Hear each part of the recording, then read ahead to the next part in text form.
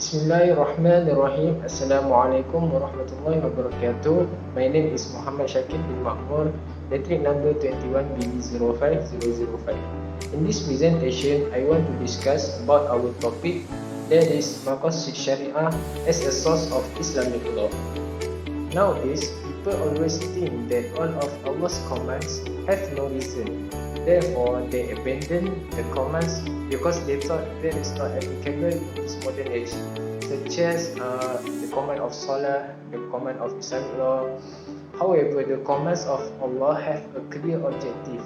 The rules determined by Him is intended to give the good to the human themselves in this world and also hereafter, since Allah does not depend at all on His creatures. So, to go further, let us jump to the definition of the Maqasid Sharia or the objective of the Sharia. Assalamualaikum warahmatullahi wabarakatuh. My name is Muhammad Farid bin Muhammad Syahir. My matric number is 21BB05001. The part is definition, history and evidence of Maqasid Syariah. Now we go to the first slide is definition. Sharia is a branch of Islamic knowledge that deep dive into the reason and higher intent of Islamic law. Through the Maqasid approach, Islamic law can be applied in the more extensive. The primary objective of Islamic law is the realization of benefit to mankind concerning their effect both in this world and the hereafter. The term Maqasid in Arabic is plural to the word maqsid, which refer to a purpose, objective, principle, intent or end. Maqasid Syariah or Maqasid of Islamic law are the general objective of Islamic legislation, which consist of deeper meaning and inner aspect of wisdom considered by the lawgiver in areas and circumstances of legislation. Sharia means water spring where it is a source of drink part, what is sanctioned by Allah in aspect of Aqidah as well as ruling, the religion and the opinion of mazhab, which is clear and straight. Okay, the Sharia general rule and specific proof indicate that the all-purpose principle of Islamic legislation is to preserve the social order communities and ensure their well-being. Explicit textual proof confirm that the overall objective of the Sharia is to remove corruption in all kinds of human activities. To the history. The first point, Maqasid Syariah is a philosophy and it was implemented by the last messenger and his Sahabah companion. Okay, a number of prophetic narration indicate that the companion of the messenger did not apply the emperor meaning of his instruction. A famous indicate of Banu Quraizah was one of the transparent implication of the above argument. Okay, after very battle, he decided to distribute only 1/5 of the conquered land among the soldiers intended to achieve the public trust and achieve fairness among soldiers. Next point, after the area of the Sahabah companion, traditional Imam apply some reasoning method like al-Qiyas, al-Istishhan and al-Maslahah. Particularly Imam Abu Hanafi and Malik in their various legal opinion when beyond April meanings and give their greatest impossible effort to find out the cause of purpose of the text. But the Maqasid term has not been used by Imam until the final phase of the 3rd Islamic century. In between 3rd to 8th century, Maqasid was drafted as the philosophy. The Maqasid concept further developed and reached in matured state in the 8th Islamic century. After the Ashatibi, no proper effort were until the modern Islamic renewal. Okay, the next point is Ibn al-Ashur is considered to be the first modern scholar to reopen the door to the concept of Maqasid. The importance of Ashatibi extraordinary and dynamic role in this subject in particular. He began teaching it at the university and academic forum to renewing Maqasid thinking for modern problems and challenges. He included values such as equality and freedom in the Maqasid Syariah. Okay, the last point, Maqasid philosophy is being reformed by contemporary Islamic scholars currently. They are completely involved in moving the philosophy of Maqasid from the theoretical frame to practical solution. Moreover, some activities and politicians try to apply concept of Maqasid in their socio-political reformist project. Furthermore, Maqasid Syariah is applied in other fields like economic, health, environment and social development. Now we go through the of maqasid syariah. Number 1 is solah, prayer. Dalam surah Al-Ankabut ayat 45 yang bermaksud sesungguhnya solat itu mencegah daripada perbuatan-perbuatan keji dan mungkar.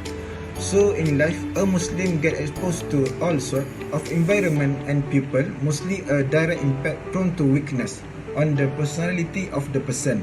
Therefore, a Muslim must consider solah as an effective weapon when it comes to fighting lewdness and evil of all sort. That is a purpose beyond the command of solah. Second point is fasting. Dalam surah Al-Baqarah ayat 183 yang bermaksud, wahai orang-orang yang beriman, diwajibkan ke atas kamu berpuasa sebagaimana diwajibkan ke atas orang-orang sebelum kamu agar kamu bertakwa. So the maqasid purpose of fasting is to develop the quality of taqwa by abstaining from sinful deed and training ourselves to control our desire. Fasting is meant to instill the virtual quality within us. In this way, fasting is a shield which protect us from sin and ultimately from the punishment of Allah in the hereafter. Third point is zakat. Dalam surah At-Taubah ayat 103 yang bermaksud, ambillah zakat dari sebahagian harta mereka.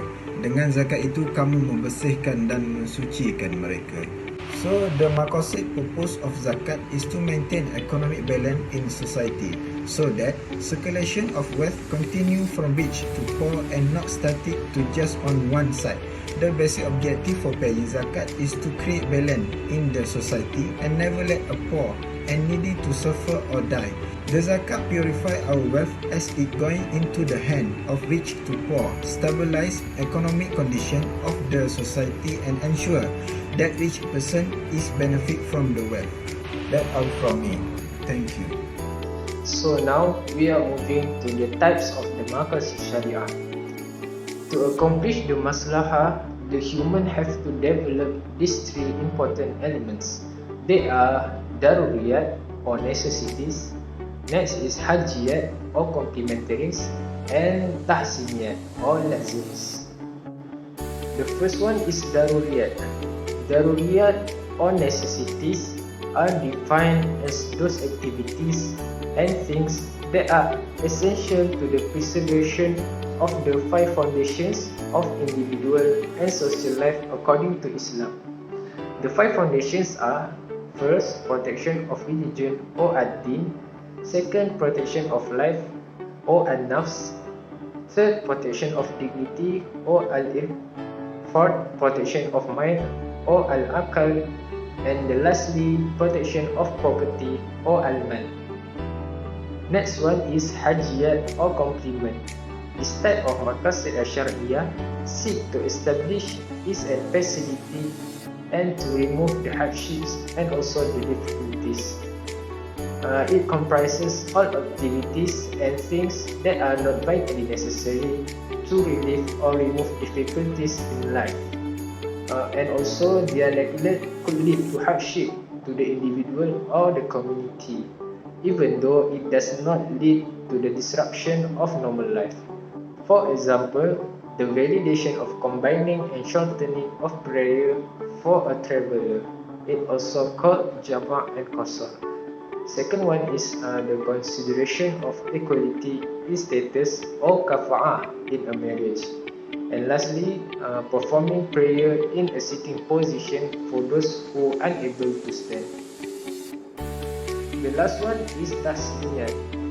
Tahsiniyat or luxuries refers to the things that go beyond the limits of convenience. Their neglect does not interrupt the normal life and cause hardship to the people, but it might lead to the lack of comfort in the life. For example, encourage of cleanliness, giving charity, and also avoiding extravagance in aspect. For the jurist's opinion, let's take a look to the stream that denies the maqasid syariah. There are streams of Islamic scholars nowadays who denies the existence of a purpose behind Sharia texts.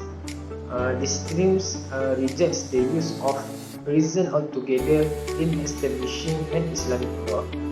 The argument put forward by this stream is that the human mind will not be able to know the purpose of the Sharia behind the revealed text of revelation.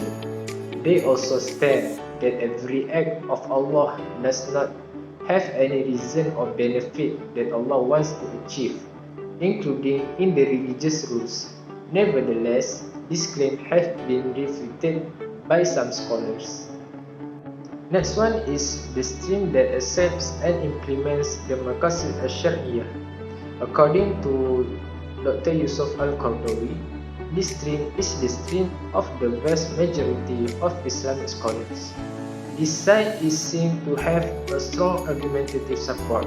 One of argument is that all of Allah's creation, whether small or large, outward or hidden, they all have a purpose for which they were created.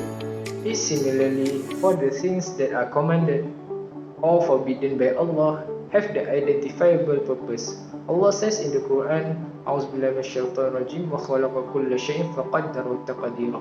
And He has created these things and determined it with precise determination. Surah Al-Furqan verse number 2. This verse shows that every single thing determined by Allah has a specific meaning and purpose.